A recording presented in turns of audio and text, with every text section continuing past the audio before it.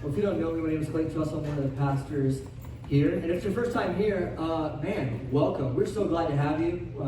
So stoked that you come to check us out. And we're pretty simple around here.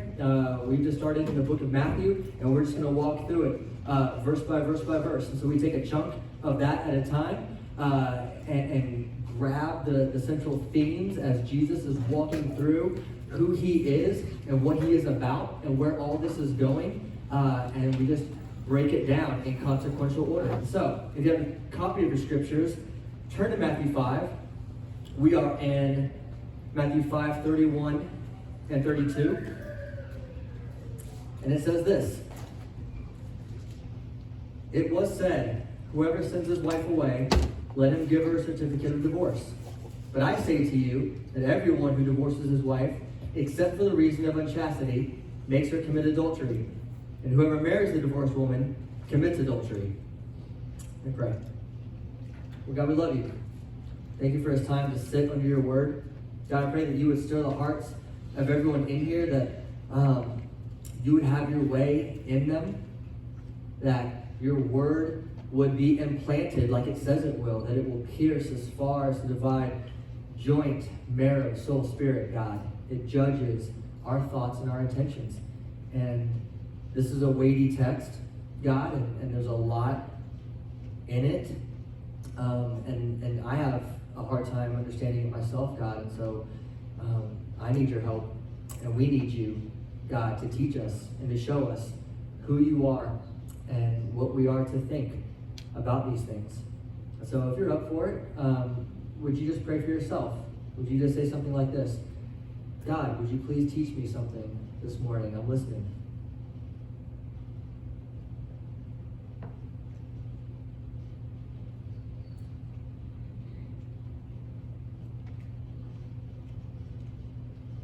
And if you would pray for me, that God would speak through me, and it would be clear, and it would be helpful to you.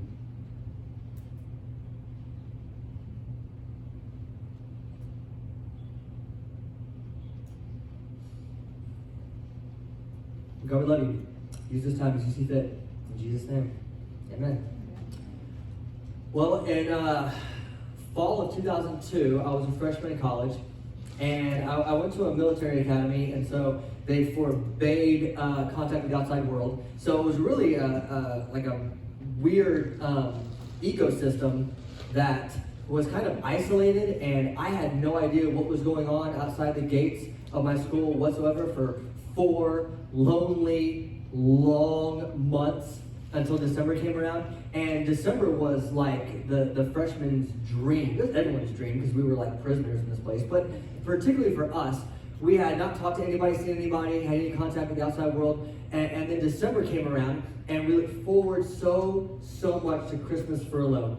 Because at the middle of Christmas, December 16th, all the way through the first week of January, you'd be able to go home and be able to see people for the first time and just kind of relate this miserable, awful experience you've had at the Citadel for your first 4 months, and kind of word vomit all these things that you've experienced that no one else really knows about. And so, man, I remember not having a cell phone, and cell phones were like not really a thing in 2002. Like it was like hard to come by. So that was even a weird kind of state of, man, social media and text messaging wasn't really mainstream for like another year or two. So like we were really isolated. And I remember December, probably like 1 or 2, right when it actually turned into the month and I could like see that halfway line.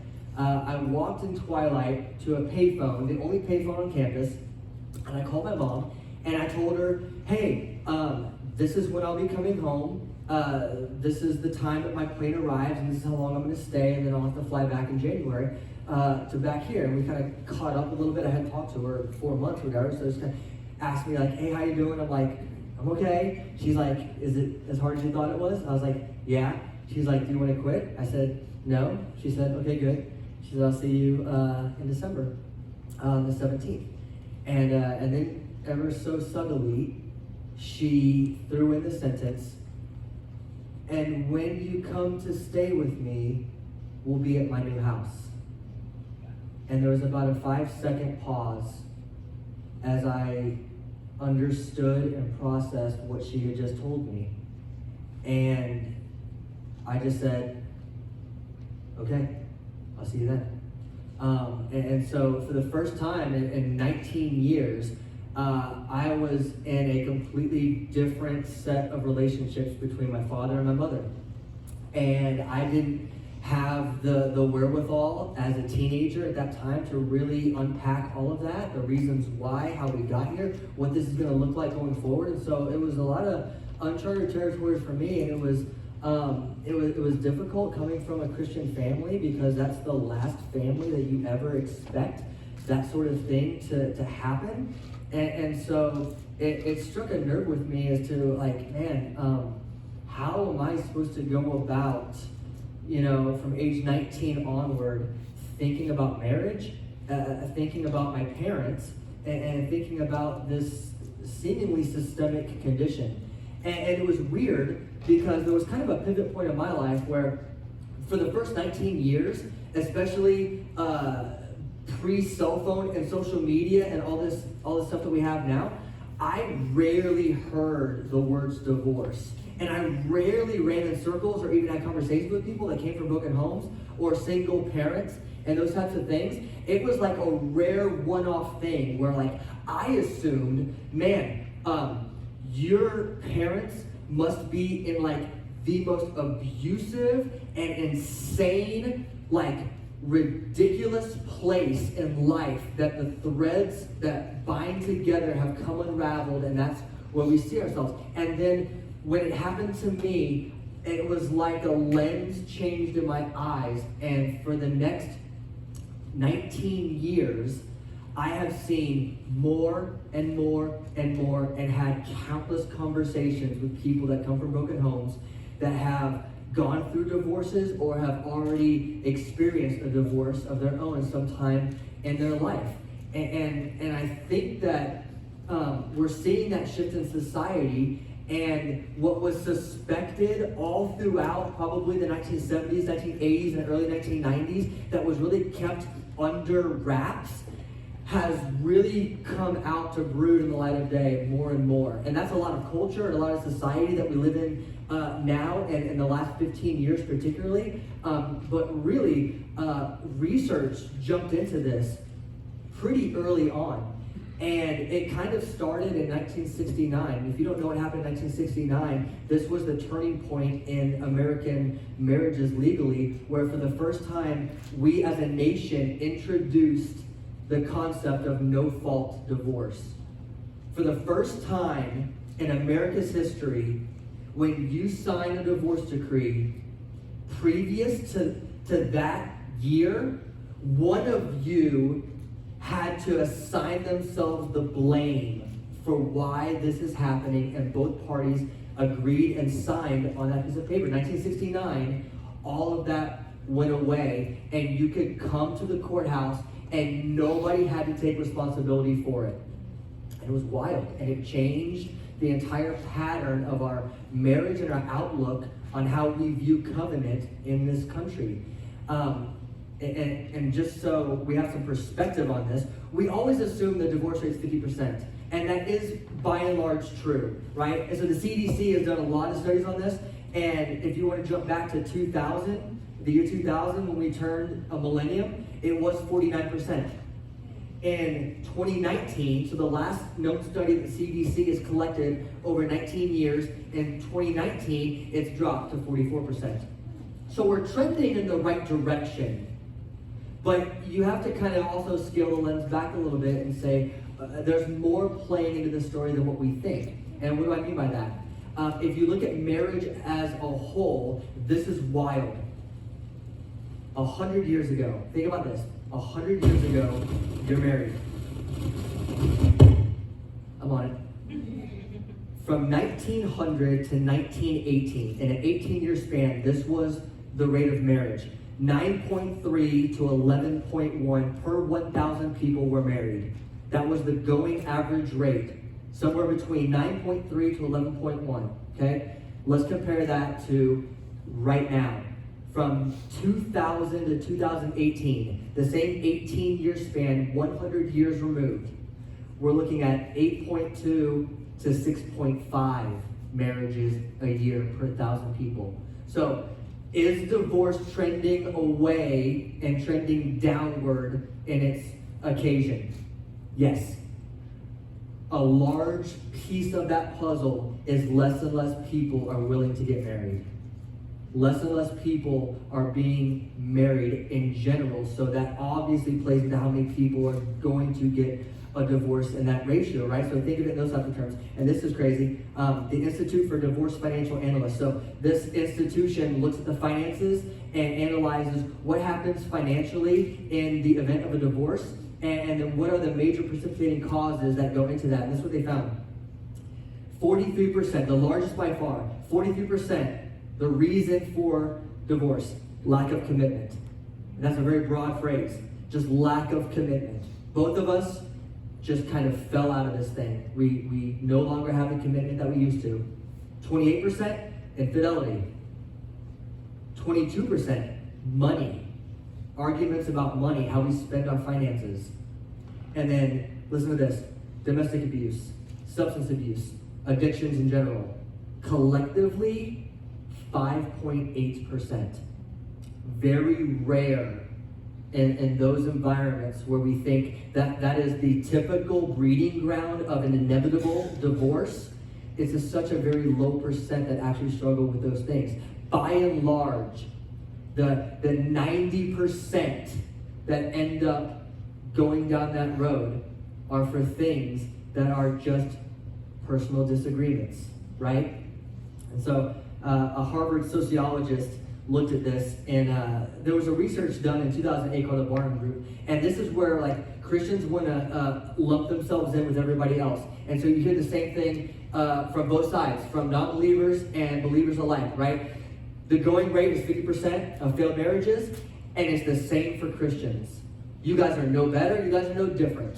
Having a religious allegiance or any sort of personal relationship with God, zero effect on whether or not your marriage will make it and last.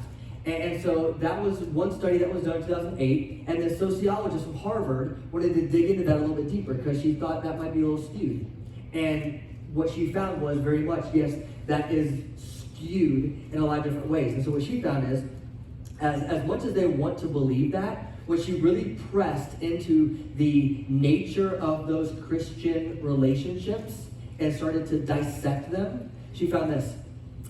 Active church members and regular attenders, 27 to 50% lower, less likely to suffer a divorce or broken marriage in their lifetime versus their non-church going people. So you can call yourself a Christian just like you can go to McDonald's and call yourself a hamburger, right?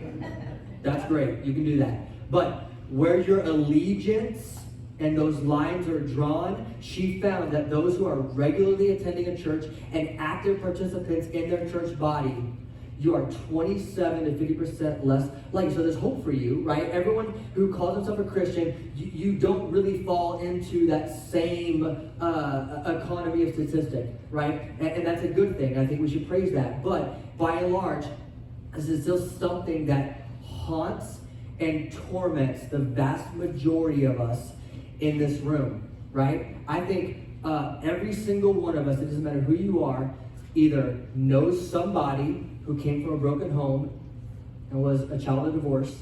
You yourself suffered that in your own family. You have a relative or you know someone very close to you that has struggled or has been involved in some sort of divorce process, right? This is kind of the air we breathe in America and in our society.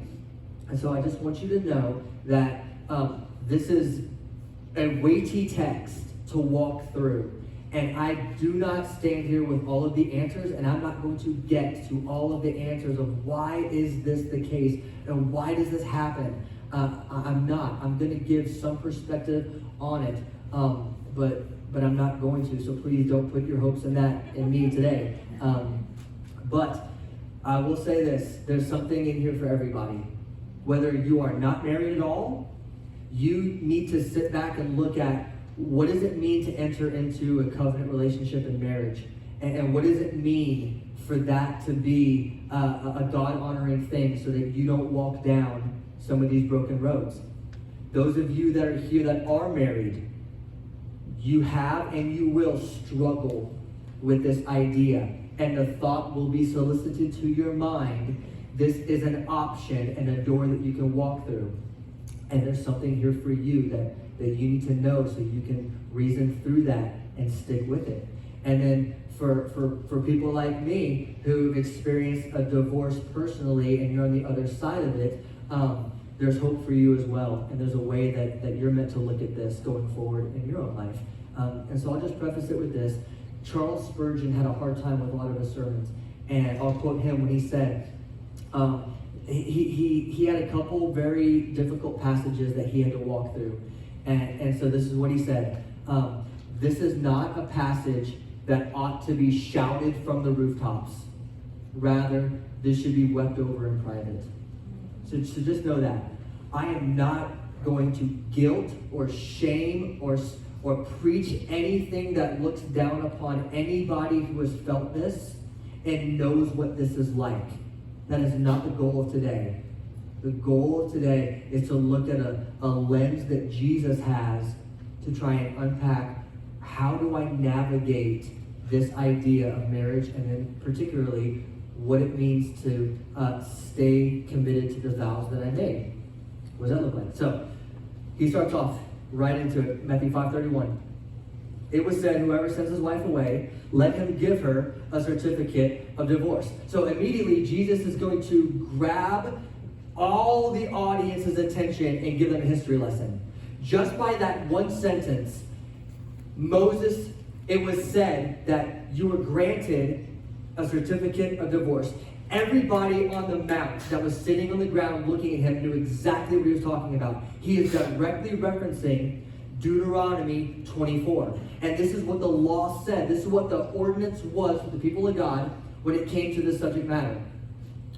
Deuteronomy 24:1 says this.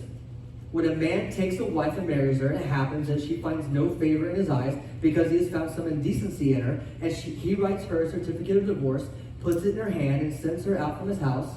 She leaves his house and goes and becomes another man's wife. And if the latter husband turns against her, writes her a certificate of divorce, puts it in her hand, and sends her out of his house, or if the latter husband dies, who took her to be his wife, the former husband who sent her away is not allowed to take her again to be his wife, since she has been defiled.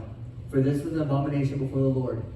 And you shall not bring sin on the land which your Lord your God gives you as an inheritance. Right? So there was a provision given back then, and it played through all the way into Jesus' time, where there was an accommodation for a woman to receive a certificate of divorce. And you've got to understand the culture in which this dynamic played out. Back in the day, the power dynamic between men and women was absolutely lopsided. Women had zero rights. They had zero privileges.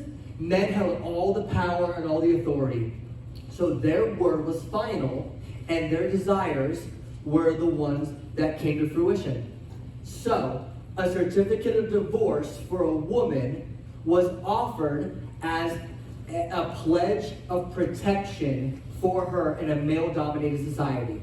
For her to be kicked out of her house, and for her to be sent away by a husband that doesn't love her anymore, with nothing in her hands, was a very volatile and dangerous place to be as a woman. You couldn't find shelter. You couldn't find help. You were discarded by society generally, and you were forbidden. You weren't even looked at as marriable. Nobody would offer themselves. Do I just need to take it off? You keep moving it. I keep moving it? I'm staying still. I don't know. I'm trying my best. All right. This is my box. So, I'll stay right here. So for a woman to navigate through that culture in that time by herself with no certificate of divorce, she would end up on the streets, and she would have to either sell her body or become a beggar, and she would likely die of exposure.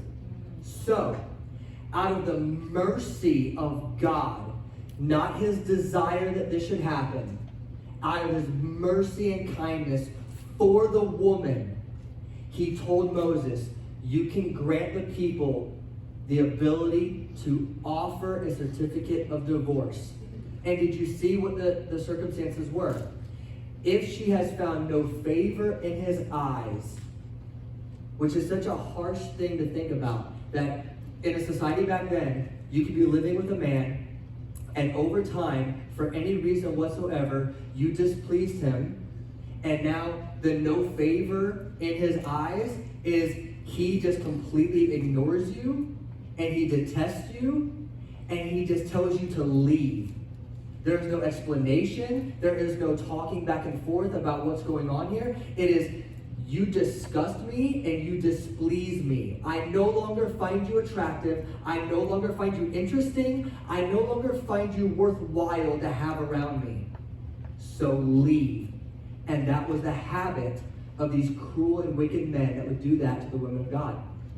And so the certificate allowed them to find refuge in another marriage. Because if you have a certificate of divorce, the next man that meets you knows you're not running away from your husband and you are not playing the field and trying to use me too. There's a safety in that. And so there's a lot of historical context that goes into this that we don't really get, but they got that back then and they understood it, right? And this was problematic all throughout the centuries leading up to Jesus, right? This provision was given to them, and did it go well? No, not at all. Because broken relationships always rip apart the fabric of society. And it did that through Israel, and it did that through the people of God, all the way until Jesus is sitting on the mount. And this is how it played out in Jesus' time. It got even wilder. The Pharisees, who are the ones who interpret the law, they grabbed this passage from Moses and they used it as their escape and their rationale for they themselves, the religious leaders, the pastors of that day, to kick their wives out of the house and send them away. And they did it flippantly. And so historians look back over the past and they said it was so common that a woman could make a meal incorrectly. She could burn the toast and he would kick her out of the house and divorce her for that. That's how prevalent it was. And it had gotten so sour and it had gotten so gross among the leaders of God in that time that Jesus is going to call it out very specifically. And he has a reason to. Why? Because it's problematic for everyone. It was problematic back then, and it's problematic for us right now, right? There's no such thing as an easy divorce. That phrase does not exist. There's no such thing as a painless divorce. And you need to know that. And there's countless tales. Man, I talked to people at the gym. Just this past week, I talked to a guy. I knew he was remarried, and so I just wanted to pick his brain in between sets. And I asked him, I was like, hey, you don't gotta tell me if you don't want to, but you're remarried, aren't you? He goes, yeah. I said, can you just tell me how you felt in your first marriage compared to how you got into your second marriage? And he's not a professing believer by any means. This is just a dude being a dude. And he said, man, it was the most painful thing that I've ever been through. And I looked at myself personally as a failure because I thought that, man, this is something that I ought to be able to do, and I should have been able to sustain. And then when I wasn't able to, I lived with the shame and the guilt of being a failure as a man for like 8 years. And I didn't get married for another 9 years. And I said, has that gone away? He goes, no. He goes, I don't think it will ever go away. And it won't. Shane and I were watching a show called Selling Sunset. Don't recommend it. I'm just telling you what we watch. And this group of female realtors, no religious adherence, no professing faith at all whatsoever. One of these young ladies named Chriselle, she found herself in the tabloids because her ex-husband was famous on a TV show, and she found out at the same time as the rest of the world on Twitter that he was leaving her. Every single person in the office, no religious adherence whatsoever or professing faith, they were all mortified that something like that would even happen. Even they looked at marriage and looked at the bonds that you're meant to make with one another, and even they were just heartbroken, could not believe that such a thing would ever happen. And so it doesn't matter if you are an atheist, agnostic, Christian, non-believer, Sunday warrior, it doesn't matter. All of us have an idea that this is meant to be something that lasts forever. And when it doesn't, somebody loses. And it's usually more than one person that loses, right? I did so much research on this and made me want to throw up this week, but I'll just tell you this. The Journal for Couple Family Psychology, right? The psychological damage that this does, if you want to think about these terms.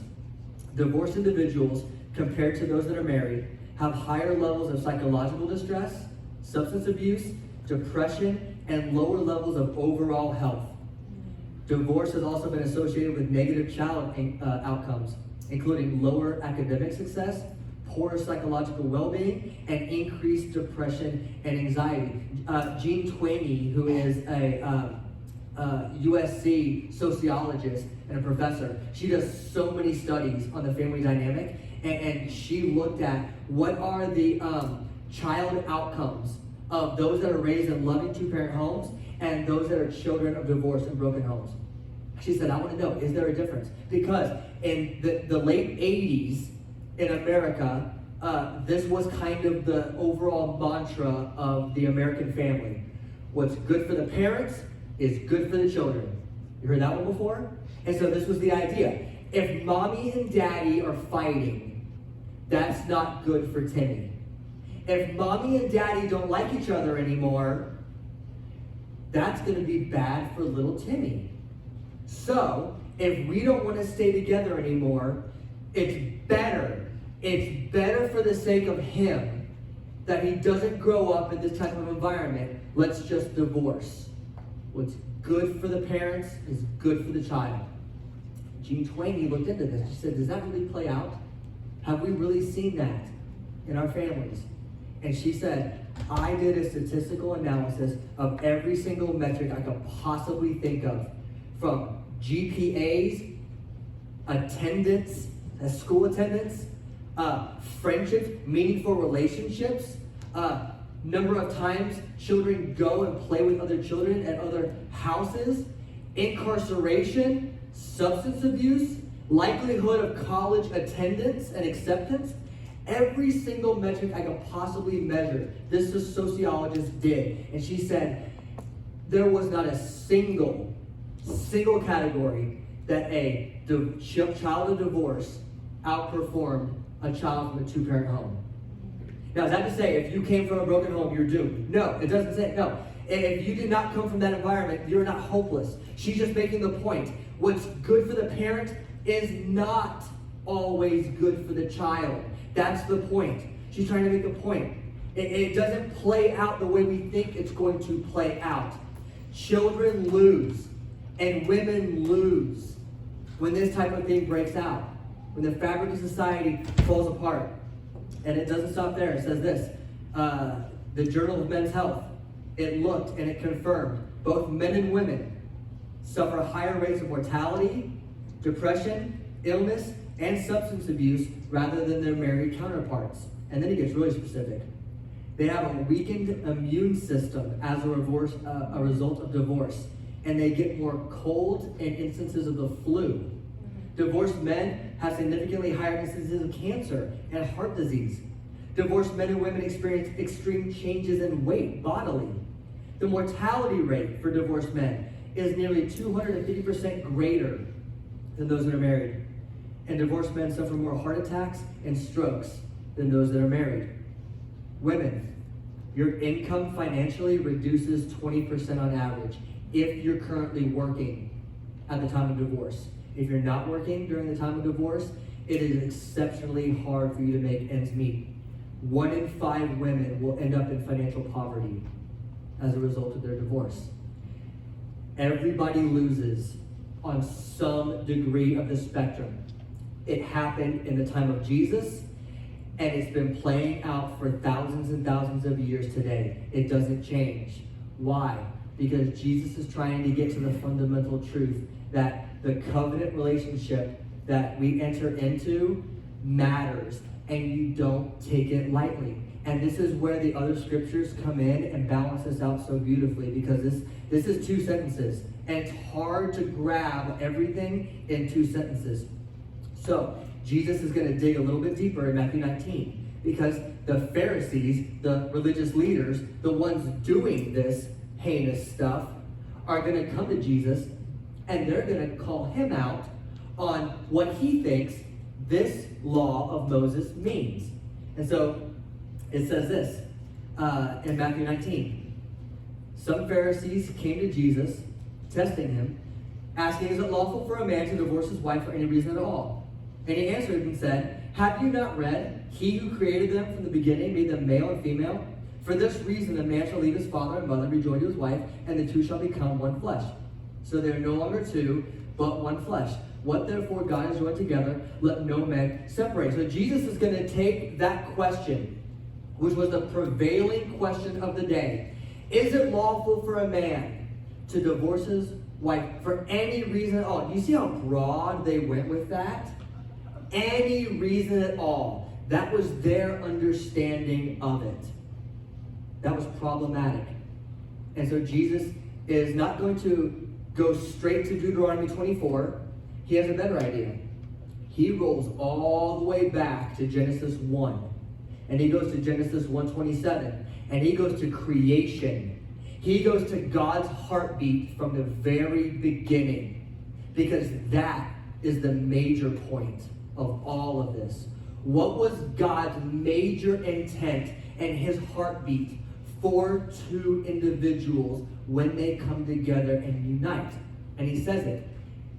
God, he who created them, made them male and female. So from the beginning, you are confronted with the idea that you are not your own. You were created, and the Creator has ideas for his creation. And his ideas for you as his creation are better than your ideas for yourself, right? And this is where a lot of the wording gets weird, and our society has gone so far in one direction with this that what do we say? Love is love. Can we just agree that love is love and it doesn't matter? Can you just be happy for me that I found somebody? It doesn't matter what gender, it doesn't matter what orientation, it doesn't matter the nature of the relationship. Can we just say love is love? And can we just love love? I just want to love love. Can you let me have that? And God's not going to agree with that. Why? Because his definitions of what love looks like and what love means is very different than what we want to do with it. Because what we do with it is we bend it to our will. And we turn that word into something that it wasn't necessarily meant to mean. Right? And so I will engage in things that I think are loving and are healthy and life-giving, and they are the exact opposite. But I'm foolish, and I'm hard-hearted, and I am full of lust and pride, and so I won't see it. I will think that love is love, and it doesn't matter. But this is what you need to know. If the one who made you has ideas about what this looks like, it's a good idea to look at what his ideas are. And because I think that they're better than ours. And so, what happens in the garden? God takes Adam and he brings Eve and he brings them together. And God performs the first marriage in the garden.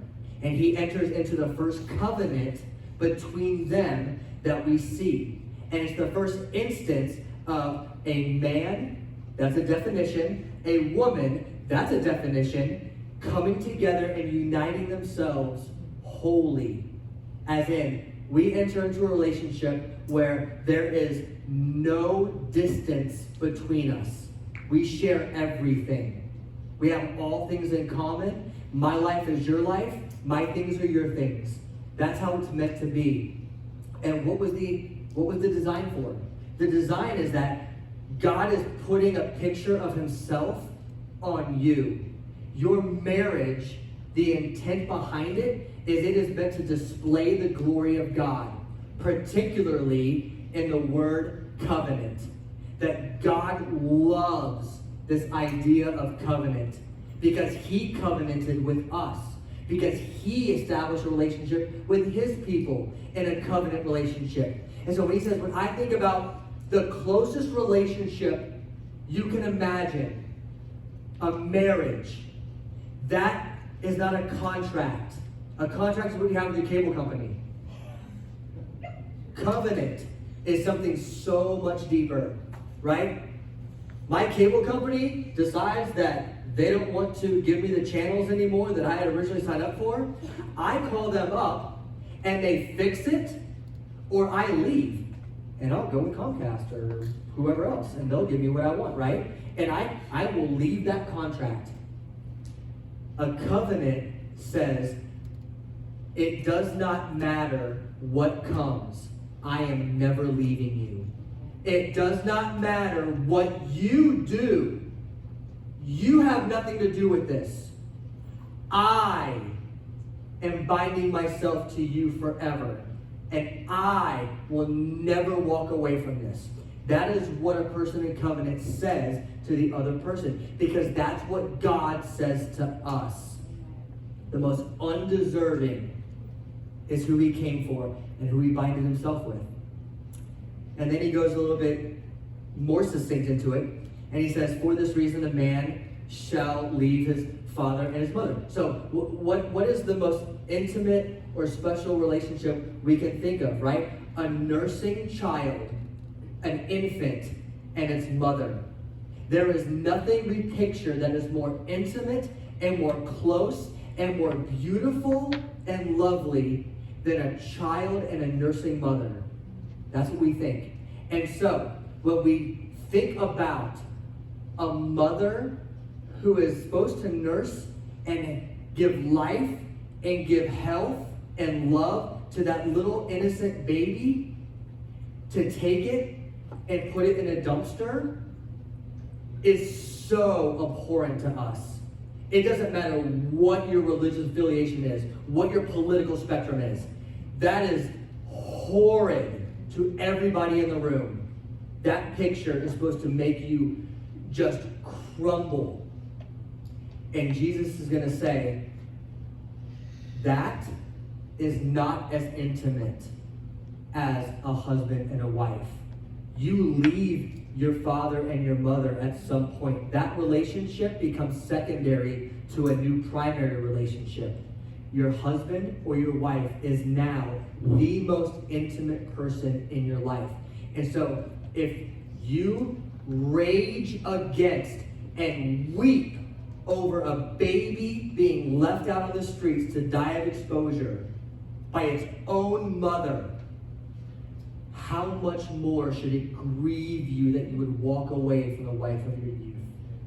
How much more should it tear you up that you would leave the person that you stood in front of God and everybody and said vows that I will stay with you for better or worse, richness or poorness, sickness and in health till death. That's what it's meant to do to us, right? And so they're no longer two, but one flesh. So whatever God has joined together, let no man separate, right? When two people come together in marriage, it's supposed to be this picture, this idea that you were two individuals doing your own thing. Now it's as if you're the same person. You make decisions together. You look at money together. You spend time together. You raise children together. You have a social calendar and you have social spheres that the two of you move into together. You don't go do things over here and you go do things over here and I'll see you on Saturday night once a week. No. That's not how that's supposed to play out. Your lives are one, and you're supposed to be unified in all things. And Jesus says that act of divorce is supposed to be considered amputation. You don't cut your leg off unless it is the most serious of circumstances. When I damaged my knee, at no point in the conversation did the physician say, yeah, so I guess we're just going to go ahead and have to amputate that, and you're going to live without a leg, I guess, the rest of your life, man. That's pretty much it. Like, that was never on the table for discussion. It was, is there pain? Yes. What can we do to work through this pain? Let's talk about it. Is there rehab and therapy that I need to attend to get this healthy again? Absolutely. Is it going to be hard? Yes. Will it take a year and some change? Yes.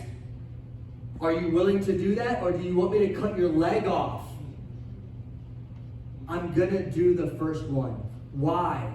Because it's nonsense for me to live my life without a leg just because I broke something. Just because it's broken doesn't mean I cut off the whole thing. And that's the way marriage is supposed to be. Your marriage is going to have trouble. Your marriages are going to feel broken at times. The best advice I ever got from my friend Will Holder was this. I was about to marry Shannon, and we were talking on the phone. He lives in Dallas now, so we were going through this. And he said, hey, I just want you to know, and you need to know this now, before you stand on the altar on the other side of marriage. You need to know this now. There will be a day, and there might be multiple days, where you will have the very real conversation with yourself. Why did I ever marry this person? I have made a terrible mistake. I never should have chosen to be with this person. He said, you need to know that. That is coming. And you need to know now what your response is going to be. And that was one of the best pieces of advice that he ever gave me. Why? Because about month 6 into our marriage, after Greece and Santorini and the honeymoon and the fun has all dwindled down and the flame is just barely roasting, the hardness of marriage kicks in. And you guys know that. And I don't have kids yet, we're about to have kids, but that adds a whole nother level of stress. That adds a whole nother level of decision making and disunity between the two of you on parenting styles and their schedules and your personal schedule and your work schedule and their soccer schedule, and it just becomes a lot, right? And so that happened very real, and it's probably happened to you. And I remember when that thought came, I thought back and I said, I knew that this day was coming. And I already foresaw it and made the decision, yes, this is a very real thought, but it is not a real option. This may feel like something I want to do. I have already made up my mind. This is something I will never do. And so I was able to flush that thought away and press into some of the hard conversations, the hard things that me and Shannon have gone through. And so I want you to know that, man, if you're not married in this crowd, who you decide to link up with and hitch your wagon to for the rest of your life is a serious endeavor and not to be taken lightly, right? What is the best defense? A good offense, right?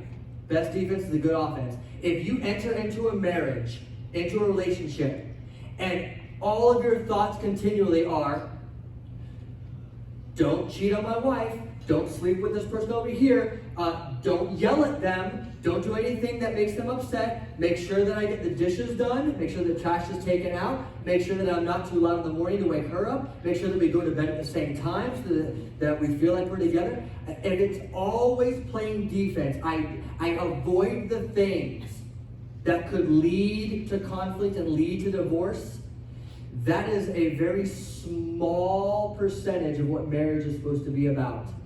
The vast majority of your marriage is supposed to be walking through life together and tackling life together. And you are a picture on display of God and his relationship with us, right? And so if you're not married in this room, don't even think about marrying a non-believer. That will not go well for you. They do not have the same allegiances as you. You are walking in a completely different direction than a non-believer.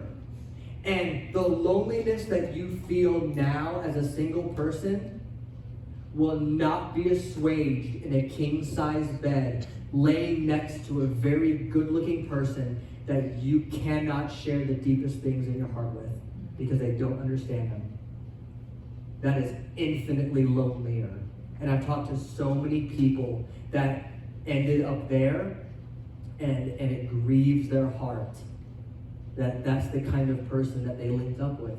So just know that who you marry, marrying the right person is so vitally important.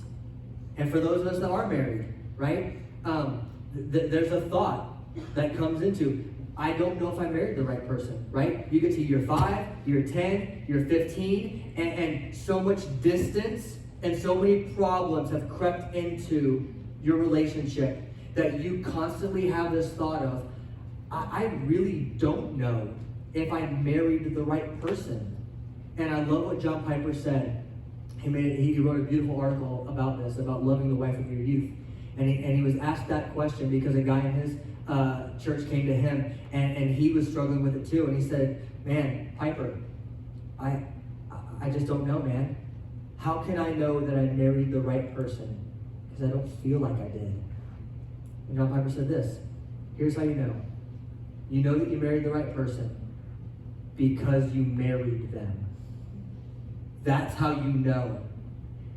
You made a willful decision to stand in front of God and everybody and link your life forever with theirs. It was a conscious decision.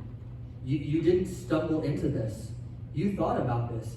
You had many thoughts about what flowers would be on the table and what hors d'oeuvres you're going to serve at the wedding and who was going to say what and how is this going to happen. There was a lot of thought that went into that. So you know that you know because you married this person, right? And so Jesus is not going to be done with this because they're not going to be done with this. They want to keep pressing the issue. So in 19:7, they come back at him and they say this, why then did Moses command her to give a certificate of divorce and send her away? He said, because of your hardness of heart, Moses permitted you to divorce your wives, but from the beginning it has not been this way. And I say to you, whoever divorces his wife except for immorality and marries another woman commits adultery. He points to them and he says, the reason all of this has played out and the reason it was permitted to you, not commanded, I'm not suggesting, I'm not encouraging, I don't desire that you would get a divorce. Moses permitted, allowed for, gave you mercy to have a certificate of divorce because of your hardness of heart. Isn't that interesting? He doesn't point back at their fathers. He doesn't point back to the Israelites at the time of Moses and say, because they were so jacked up and because they were so wicked and crazy and it got so out of hand that Moses had to. He looks at the Pharisee in front of him and says, your hardness of heart is why Moses did what he did. And you are the reason that this all came to pass. And it's true for us today. We are hard of heart. And our hardness of heart has led us to distance ourselves from our wives and distance ourselves from our husbands. And we have wandered down roads that make us feel more like roommates than spouses. And we've all felt that. And Jesus will say, your hardness of heart is the culprit. And my hardness of heart is the culprit. And where does he get the gall to say something like that? All throughout the Bible, God has always pitted himself against the people of God as their husband. In Isaiah and Hosea, the prophets, he says explicitly, I am your husband. Israel, you, my people, you are my bride. I want you to look at me as a husband to you. And all throughout the Old Testament, the people of God have walked away from the author of life and their husband. And so God says, you are supposed to be a wife to me, and I'm supposed to be a husband to you. And you continually blow me off, and you continually walk in a direction that I don't want you to go. And so he finally lays it out in the most humbling of ways in the book of Hosea. And he goes to one guy, and he says, Hosea, you're going to teach my people a lesson. You're going to be an object lesson. You're going to go and grab a prostitute, and you're going to take her as a wife. And you're going to watch her leave you. And she's going to walk away from you 3 times. And all 3 times, I want you to go back, and I want you to buy her back. Because when she leaves and she goes back to her husband, you have to pay a dowry, a price, to get her back. And when she goes back to prostitution on the streets, she is now the public's property. And now you have to buy her off the auction block to bring her back into your house. And you're going to do that 3 times. Why? Because my people have left me, and they've walked away from me, their husband. And I want you to go and get her and bring her back. And you will be tender to her. You will love her. She is unlovable. She's the worst kind of person. Yeah, I know. Yeah, I know. And you're going to bring her back, and you're going to love her and deal with her tenderly and gently. Why? Because all of us are the worst people. We are the worst kind of people. And when we blew God off and we did whatever we wanted to do and broke our vows to him, he did not sit idly by and say, good, fine, good riddance. I'll run this place without you. Don't need you. I'm perfectly fine. He came for us. And he said, no. I entered into a covenant with you, and just because you don't want to be in this covenant with me right now, doesn't mean you get to leave this relationship. I am too loving and I am too gracious to let you go.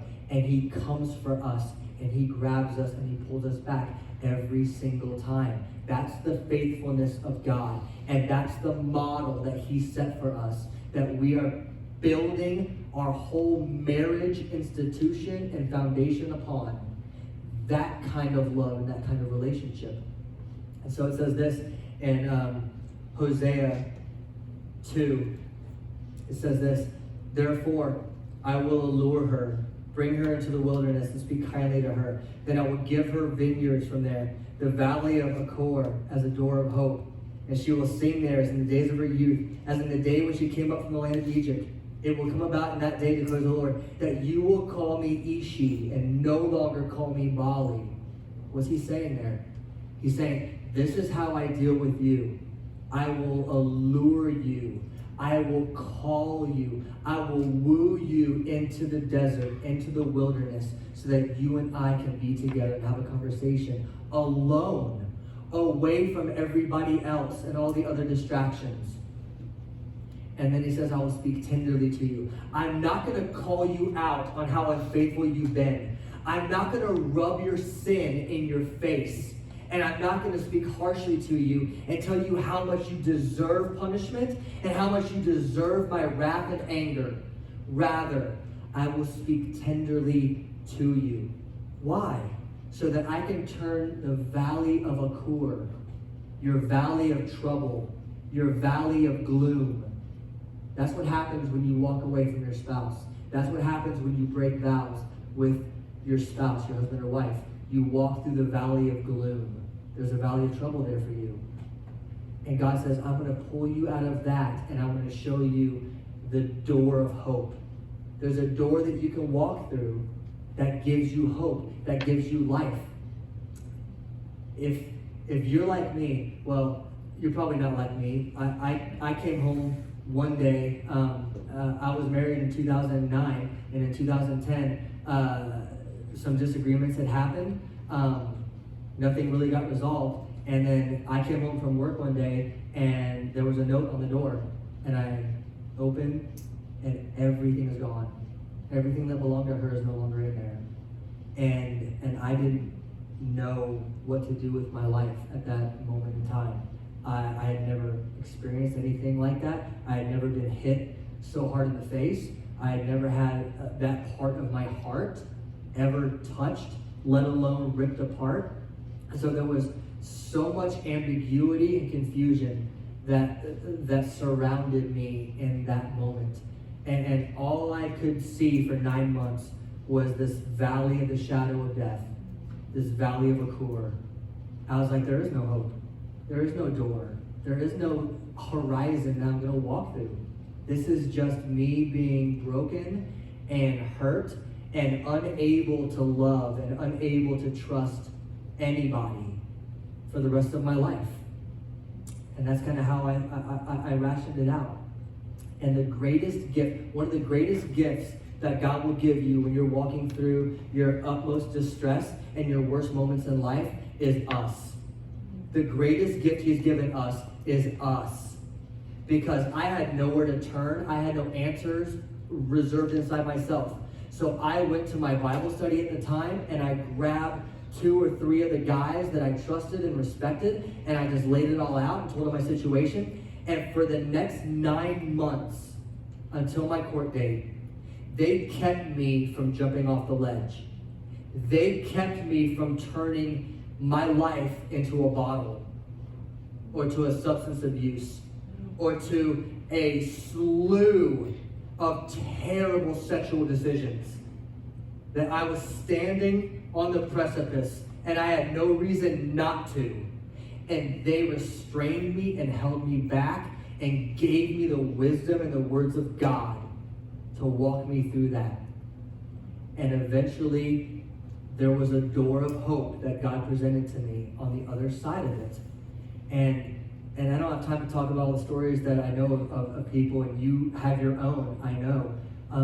But there is such good news and there is such hope spread through this really weighty text that Jesus is talking through. Why? Because reconciliation is the heartbeat of God. Reconciliation for marriages, reconciliation for you and your sister, you and your brother, you and your parents, you and your child. That is the heartbeat of God. He is always calling us back to be reconciled with one another. Are there some nuances to that? Yes. If you are in an abusive relationship, if you are with someone who is consistently using substances or doing things that are breaking the marriage vows, that word adultery that Jesus uses, that's what that signifies. You commit adultery when you enter into divorce. What does that mean? It means that you have decided to willfully break the vows that you made with that person. The easiest way that they could see it back then was if you cheated on your spouse. If you slept with another person that was not your husband or wife, that was the blanket adultery that the Bible uses. But really, it's encompassing anything that breaks the vows of marriage. And so, unhealthy relationships and abusive, repetitive cycles are not things that Jesus encourages you to just sit and grin and bear it. Do your best.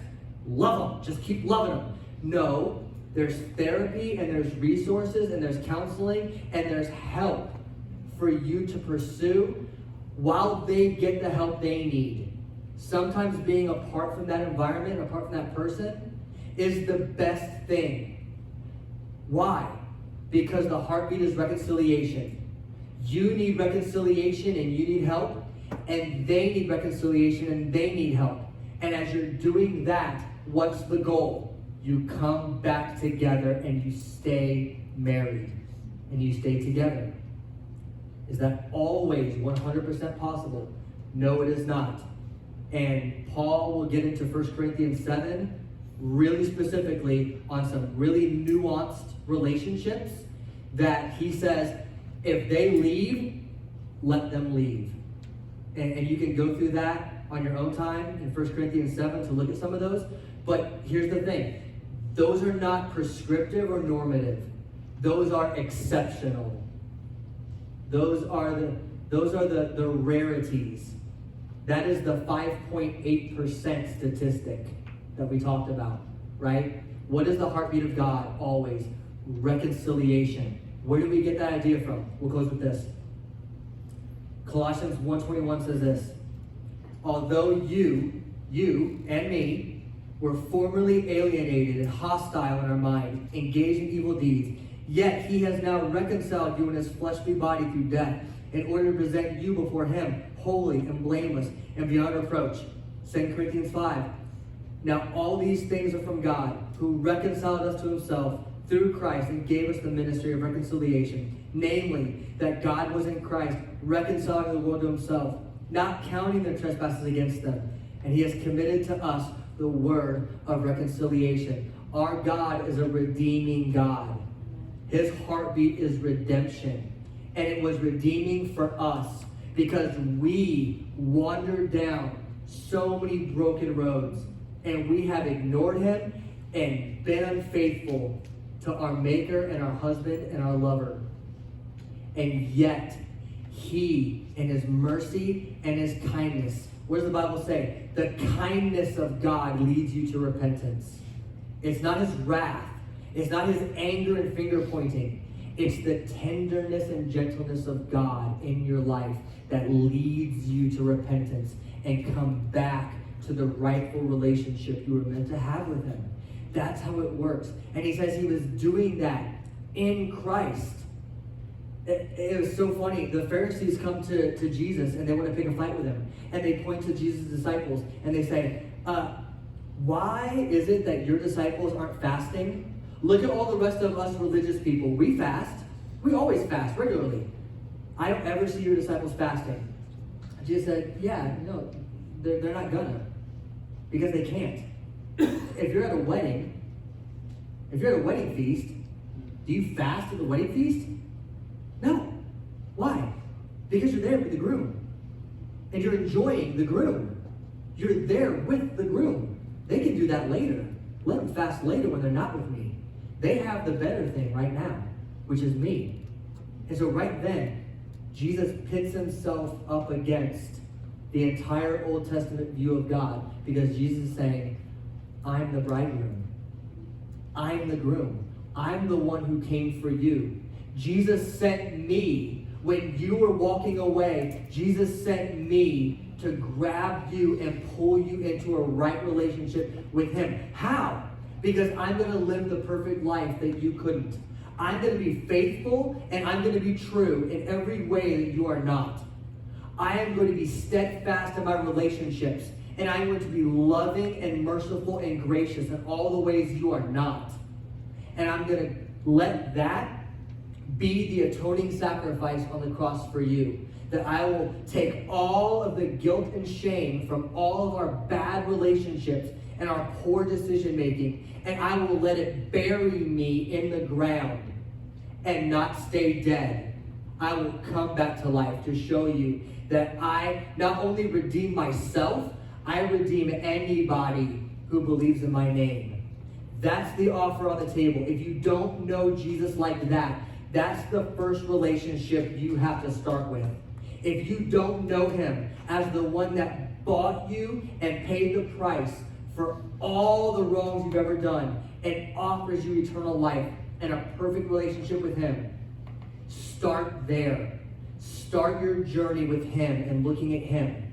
And then for the rest of us, as you look at marriage and you look at the picture of what this is supposed to be, let it be a beacon of light that shines out to everybody around us, that when they see you and your spouse, they see God and how he relates to his people.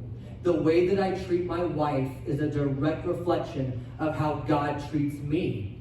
And if I am harsh and short and unwavering and unwilling to set my wife up for success and help her and love her and do the things that she loves and enjoys, that is opposite of the heartbeat of God. That is going the opposite direction of God, because he loves us and cherishes us and puts us on solid ground so that we can be everything we're meant to be in Christ. And for those that are like me, that come from a product of divorce or have experienced walking through divorce yourself, your valley of Akur, your valley of gloom doesn't have to stay like that. There is a door of hope that Jesus says, that's there. That's there for you. And the greatest gift he has in helping you see where that door is and what it looks like is us. You grabbing a conversation and linking up with somebody and discovering that they have walked through the same thing you have walked through is one of the most liberating things that you can experience. And it's one of the most life-giving things that you can give someone else, right? I have seen the things that I've seen and experienced the things that I've experienced in my first marriage so that I can talk to so many guys that are a shell of a human being because their wife left them or their marriage fell apart too and they don't know what to do with themselves. And I get to be a minister of reconciliation the way God calls us to be. And you get to participate in that too, if you want to. If you want to, God can use you in that way. And if you need that, if you have a deep, deep distress that you need someone like that in your life, that's what we're here for. That's what this church is here for. That you link up with somebody and you hitch up with them and let them speak words of wisdom and words of affirmation and words of truth over you so you can navigate to the door of hope that God has for your life. That's how it all fits together. Let me pray.